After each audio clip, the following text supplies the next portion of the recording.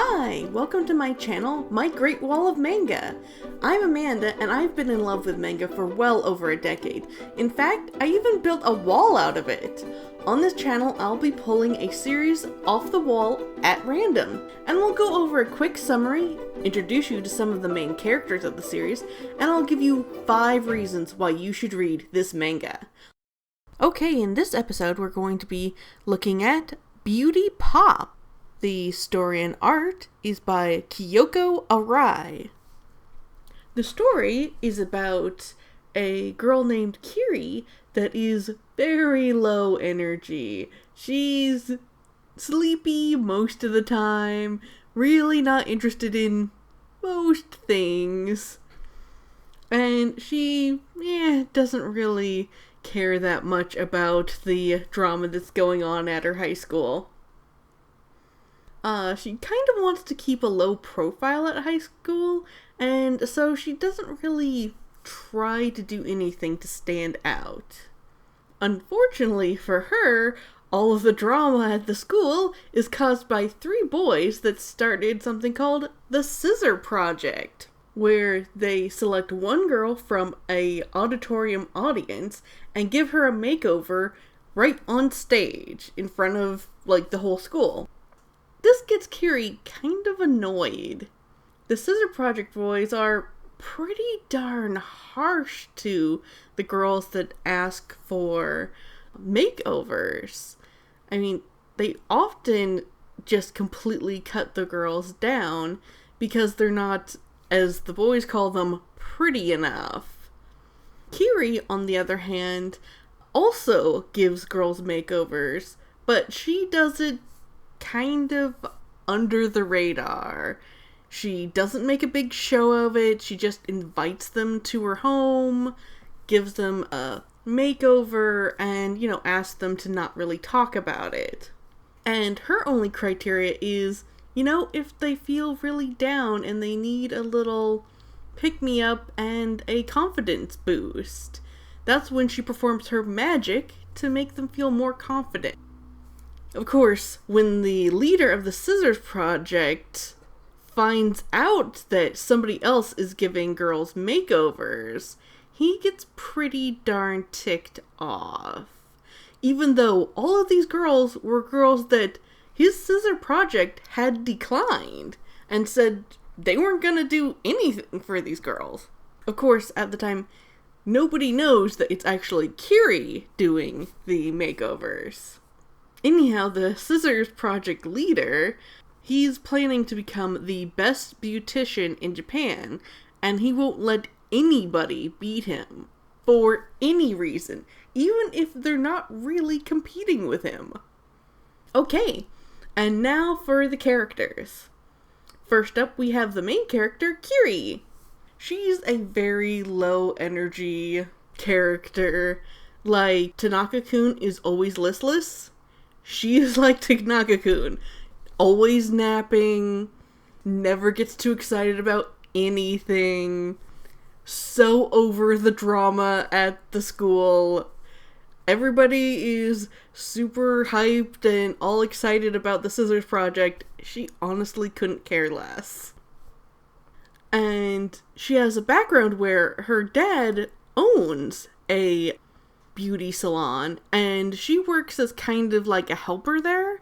And so for her, seeing makeovers and people getting haircuts, that's not anything new or special to her.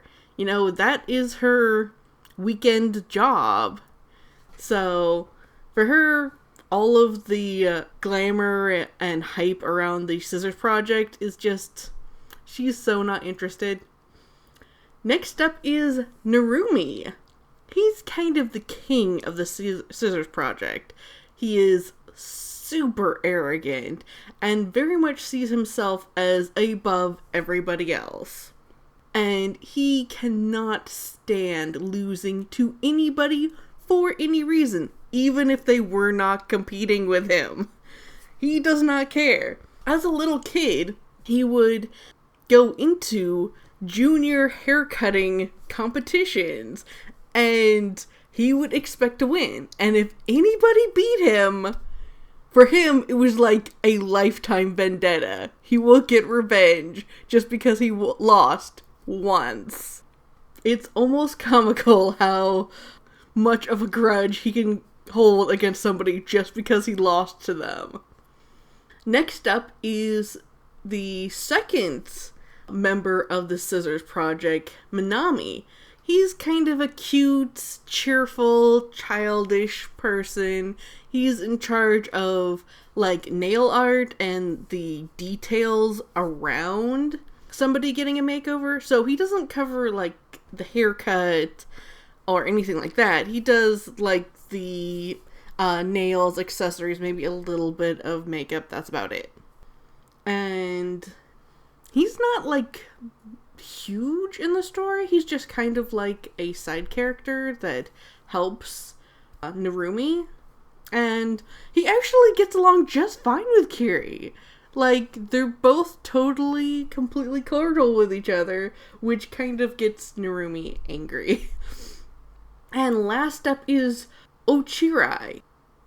He's kind of cold and calculating. In fact, he can be extremely harsh when girls are trying to contact the Scissor Club to get a makeover. I mean, he holds nothing back. If he thinks that somebody's hair doesn't look nice, he will, like, completely go and chew a girl out because her hair isn't to his standards. He is not a nice person. Okay, 5 reasons why you should read Beauty Pop.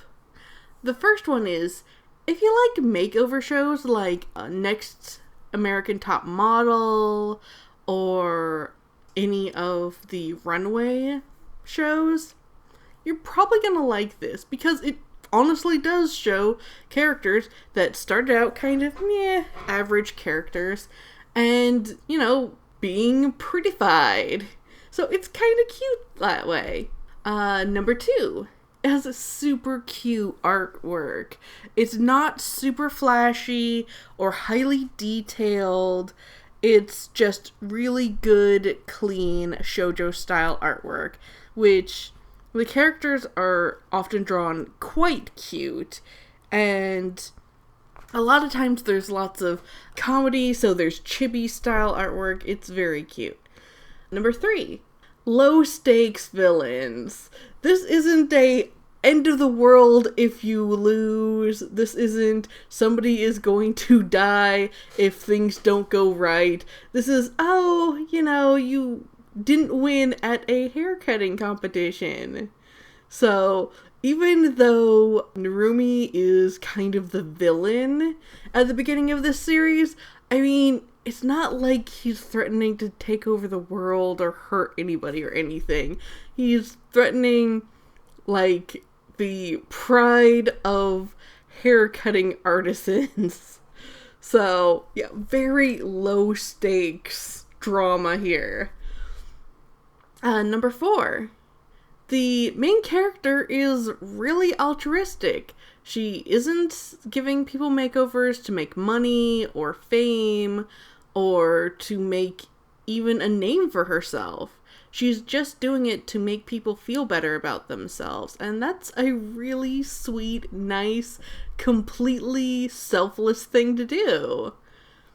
So that is definitely a great message to find in shoujo. That, you know, doing things for others to make them feel better about themselves. And again, even the makeovers, it isn't so much about, oh, you know, you have to be pretty all the time. It's more of, you know, helping people build confidence in themselves. And number 5, such a low energy main character. It is at times super funny. Much like the comedy in Tanaka-kun is Always Listless, I mean, she's just, oh my god, so lazy and so not interested in the world. It is quite funny in many scenes. So, yeah. Simply having a low energy main character is an element in itself that is worthy of reading the manga for. Okay, and that's my review of Beauty Pop. Thank you for visiting my channel, My Great Wall of Manga. If you're interested in anime too, please visit my website, animehanabi.com.